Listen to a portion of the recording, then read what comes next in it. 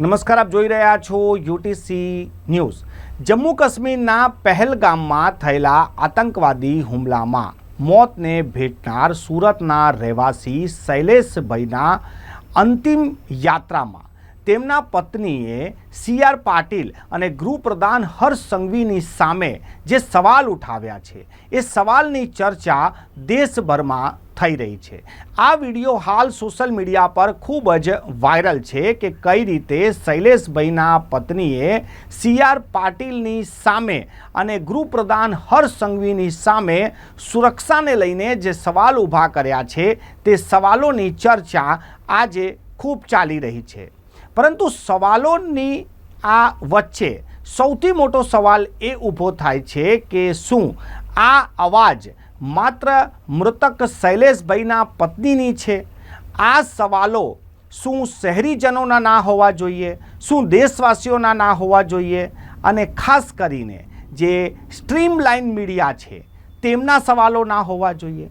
જ્યારે પણ દેશમાં કોઈ આતંકવાદી હુમલો થાય છે ત્યારે આ દેશના મીડિયા, ખાસ કરીને જેને લોકો ગોદી મીડિયા કહેતા હોય છે, તેઓ સરકારની કામગીરી બતાવવા લાગે છે। ટીવીના સ્ક્રીન પર વડાપ્રધાન નરેન્દ્ર મોદીએ શું કર્યું, કયા આદેશ આપ્યા, ગૃહપ્રધાને શું કર્યું, કયા આદેશ આપ્યા, એનએસએ શું કરી રહ્યું છે, આ બધું જ બતાવવા લાગી જાય છે। પરંતુ મીડિયાનું કામ એ નથી કે સરકાર શું કરી રહી છે। આવા ઘટના જ્યારે બનતી હોય છે ત્યારે સરકારની ક્યાં ચૂક થઈ છે, આ ઘટના કેમ થઈ છે, એનો સવાલ બી મીડિયાએ પૂછવો જોઈએ। પરંતુ હવે મીડિયાએ આવા સવાલો પૂછવાનું બંધ કરી દીધું છે। પરંતુ આજે મૃતક શૈલેષભાઈના પત્નીએ સુરતમાં જે રીતેના સવાલો પૂછ્યા છે એ સવાલો હાલ સોશિયલ મીડિયા પર ખૂબ વાયરલ છે। એમણે જણાવ્યું કે કાશ્મીર તો ખૂબ જ સારું છે, પરંતુ ચૂક સુરક્ષામાં થઈ છે। સુરક્ષાની જવાબદારી કોની? નેતાઓને મળતી સુવિધા અને સુરક્ષા પાછળ જનતાના ટેક્સના રૂપિયા લાગતા હોય છે। નેતા આ દેશમાં બિલકુલ સુરક્ષિત છે।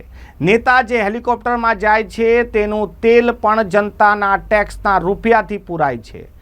નેતાઓ જે ગાડીઓમાં ફરે છે એ ગાડીઓ પણ જનતાના ટેક્સના રૂપિયાથી છે। નેતાઓને સુરક્ષા મળે છે, સુવિધાઓ મળે છે।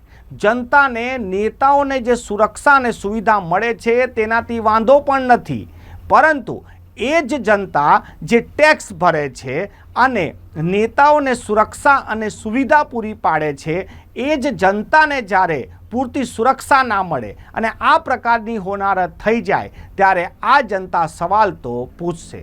સી.આર. પાટીલ જ્યારે તેમને આશ્વાસન આપવા માટે પહોંચ્યા, સાથે ગૃહપ્રધાન હર્ષ સંઘવી પણ પહોંચ્યા અને જે સમયે આ મહિલા જે શૈલેષભાઈની પત્ની છે, મૃતકની પત્ની છે, તેમની આ આક્રોશ અને જે વેદના છે તેની સામે સી.આર. પાટીલ તો કંઈ જ ના બોલ્યા। પરંતુ અમે પણ સી.આર. પાટીલનો કોઈ વાંક જ નથી માનતા, કારણ કે એ જે મૃતકના પત્ની છે તે રોષમાં છે।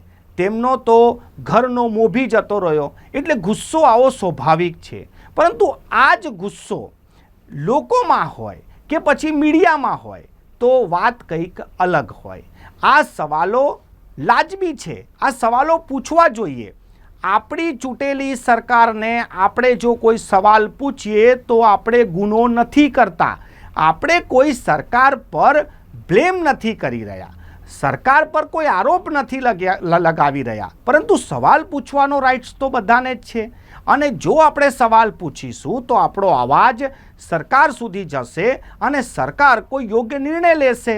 પરંતુ આપણે તો પાછલા દિવસોમાં હવે સવાલ પૂછવો જ બંધ કરી દીધો છે। લોકોને તો લાગે છે કે જ્યારે આપણે સરકારને સવાલ પૂછીએ છીએ ત્યારે આપણે સરકાર પર આરોપ લગાવીએ છીએ। આરોપ લગાવવું અલગ બાબત છે, સવાલ પૂછવું અલગ બાબત છે। પોતાના હિતમાં અને પોતાના જે રાઇટ્સ છે તેનો ઉપયોગ કરીને સવાલ પૂછવું ક્યાંય ખોટું નથી, આરોપ લગાવવું ખોટું છે। અમે ક્યાં કહીએ છીએ કે તમે સરકાર પર આરોપ લગાવો કે આ સરકારનું ફેલિયર છે, પરંતુ સવાલ તો પૂછી શકો છો કે સુરક્ષામાં ચૂક કેમ થઈ, આની પાછળના જવાબદાર કોણ છે? આ સવાલ પૂછવામાં તમને કોણ રોકે છે? ખાસ કરીને આ દેશનું મીડિયા, જેને સવાલ પૂછવાની જ જવાબદારી છે, પરંતુ એ જ હવે સવાલ પૂછવાનું ભૂલી ગઈ છે. તેથી જ હવે લોકો સવાલ પૂછી રહ્યા છે. આજે ટીવીના સ્ક્રીન પર જે મહિલા CR પાટીલને જે સવાલ પૂછી રહી છે, આવા સવાલ તો મીડિયાએ પૂછવા જોઈએ હાથમાં માઇક લઈને. પરંતુ હવે લોકો સવાલ નથી પૂછી રહ્યા, એટલે જનતાએ બહાર આવવું પડી રહ્યું છે અને જનતા જ પોતાના સુરક્ષાને લઈને સવાલ પણ પૂછી રહી છે.